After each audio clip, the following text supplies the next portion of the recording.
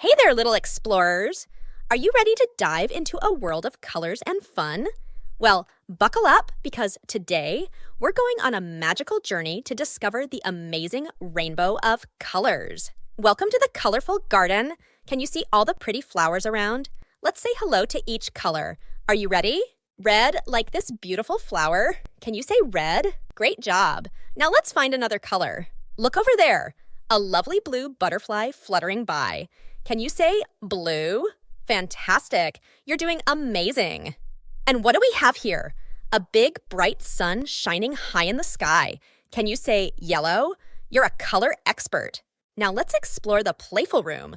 Oh, wow. So many toys. Let's find the colors together. Look at this bouncing ball. It's the color green. Can you say green? Brilliant. You're getting the hang of it. Vroom, vroom. It's an orange toy car zooming around. Can you say orange? You're a color detective. And who's this fuzzy friend? It's a purple teddy bear. Can you say purple? You're a rainbow rock star. Time to visit the yummy kitchen where delicious fruits are waiting for us. Let's check out the colors. A juicy red apple. Can you say red? Yummy and colorful. Peel, peel. It's a yellow banana. Can you say yellow? Great job, little explorer. Crunch, crunch. A green pear is so tasty. Can you say green? You're a color connoisseur. Well done, little friends. You've become superstars at identifying colors. Keep exploring and discovering the beautiful world of colors around you.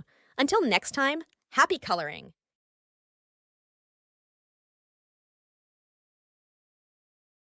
Once upon a time, in a big, green forest, there were some clever crows. They loved to play and chat with each other. One sunny morning, the crows were playing, and they noticed something strange in the grass. Hello, Mr. Snake. Are you a nice snake? Yes, I am a nice snake. I won't harm you or your friends. I'm just looking for some food to eat. Good news, everyone. The snake is a nice one. He won't hurt us. Let's invite him to join our group.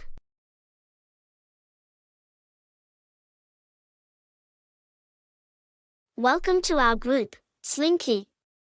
We're happy to have you as our friend. Thank you for not judging me by my appearance. I promise to be a good friend to all of you.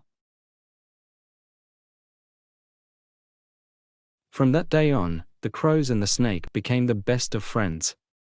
They played games together, shared their food, and helped each other when they needed it.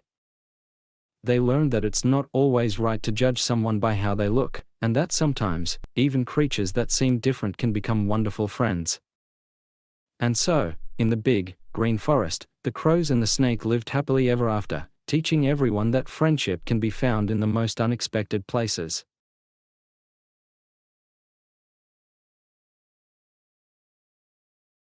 Once upon a time, in a lush and colorful meadow, there lived a fluffy bunny named Benny. Benny was a kind and friendly bunny, but he had a few bad habits that sometimes got him into trouble. Benny's first bad habit was chewing on anything he could find. He couldn't resist taking a little nibble, even if it got him into trouble. His second bad habit was staying up late. While most bunnies went to sleep as soon as the sun dipped below the horizon, Benny loved the moonlight.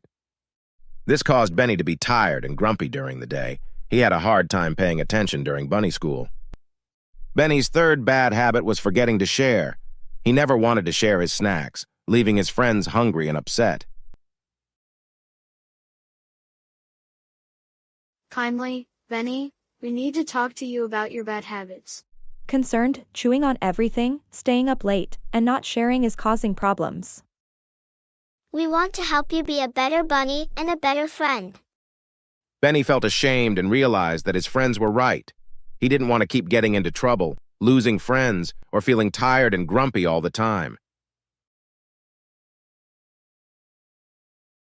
I'm sorry for chewing on your garden, Mr. Farmer. I'd like to help protect it instead.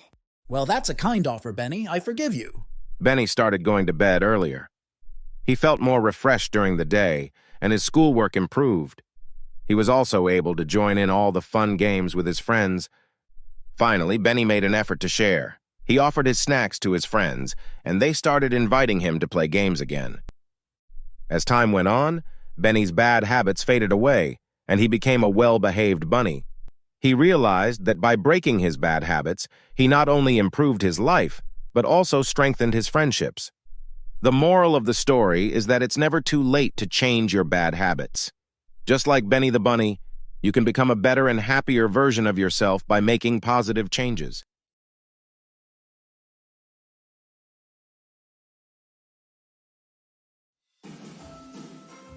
Once upon a time, in a lush vineyard nestled between rolling hills, there lived a clever and hungry fox named Felix. Felix was renowned throughout the forest for his sly ways and cunning tactics.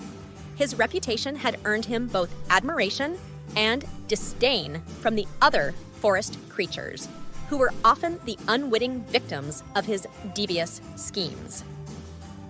One warm summer afternoon, while wandering through the countryside, Felix happened upon a bountiful grapevine, heavy with clusters of plump grapes. The vine's aroma wafted through the air, and the sight of those juicy orbs hung tantalizingly just out of reach made his mouth water. The fox, with a determined gleam in his eye, leaped and stretched, trying desperately to snatch those delicious grapes.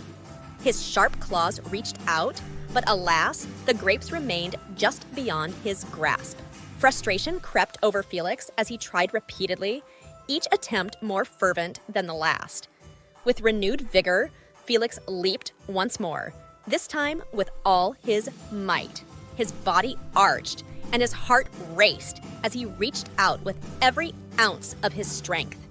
Panting and drenched in sweat, under the hot sun, he felt a profound sense of frustration and failure. Several more attempts yielded the same results, leaving Felix defeated. Exhausted and dejected, he slumped beneath the grapevine, his head hanging low. The vine's leaves provided a meager shade. As the fox rested in the shade, it tried to console itself. "Those grapes must be sour," the fox said with a forced grin. "I'm sure they wouldn't have been as sweet as I imagined." His words were meant to protect his pride, to save face, but deep down he knew they were empty excuses. Yet, Felix couldn't bear the thought of admitting his failure. He couldn't bear the thought of not getting what he wanted. With one last longing look at the grapes, he turned away from the vineyard and said, "The grapes are sure." He slinked off into the forest, his stomach empty and his pride wounded. The moral of this story is clear. Just like the fox, sometimes it's better to accept our limitations and move on, rather than allowing our desires to turn into bitterness. The fox and the grapes served as a reminder that sour grapes are often a defense mechanism for our unmet desires. Felix's failure to acquire the grapes was not a reflection of their quality, but a testament to his own limitations and his inability to accept them.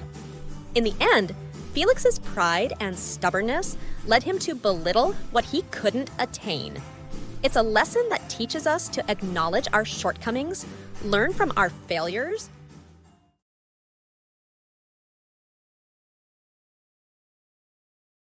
A thirsty crow. Once upon a time, in a small village, there was a hot and a sunny day. A clever and a thirsty crow was flying around in search of water. The sun was scorching, and the crow's throat was parched. After a long and a tiring flight, the crow finally spotted a small pitcher in a field. It seemed like the perfect opportunity to quench its thirst. The crow eagerly flew down and landed beside the pitcher. To its dismay, when the crow looked inside, it saw that the water level was too low for it to reach with its beak.